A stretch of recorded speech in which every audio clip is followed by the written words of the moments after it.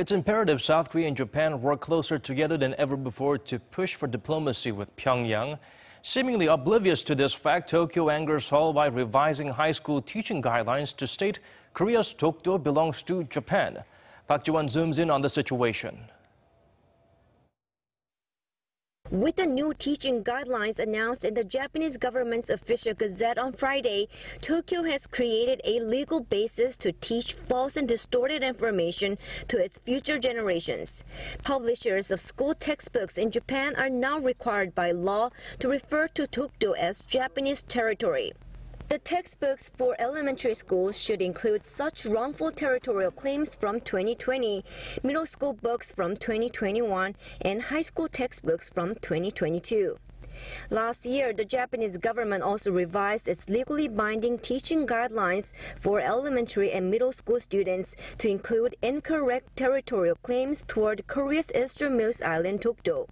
Back in 2008, Japan first started to include the provocative claim that Korea and Japan do not share a common understanding on Dokdo in its non-legally binding middle school teaching guideline commentary, causing strong protests and a backlash from the Korean government.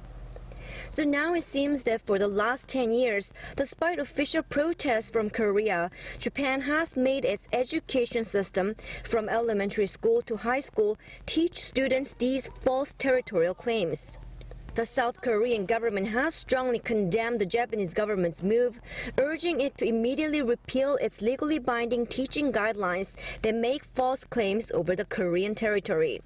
Seoul's foreign ministry summoned the Japanese ambassador to South Korea, Yasumasa Nagamine, Friday morning, and South Korea's first vice foreign minister, Im Seong-nam, delivered the South Korean government's position, urging the Japanese government to repeal the wrongful guidelines.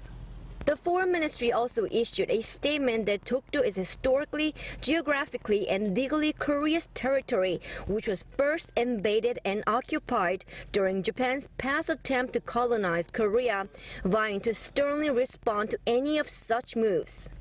The statement added that if Japan continues to fail to see its errors of imperialistic aggression in the past, it will lose a precious opportunity to learn from the past and prepare for the future. Korea's Education Ministry also issued a statement saying this move of historical distortion not only violates Korea's territorial sovereignty, but also damages the peaceful coexistence and mutual respect of East Asia. The Education Ministry stressed that the Japanese government should teach its future generations the preciousness of peace based on the correct view of history. Park Ji-won, Arirang News.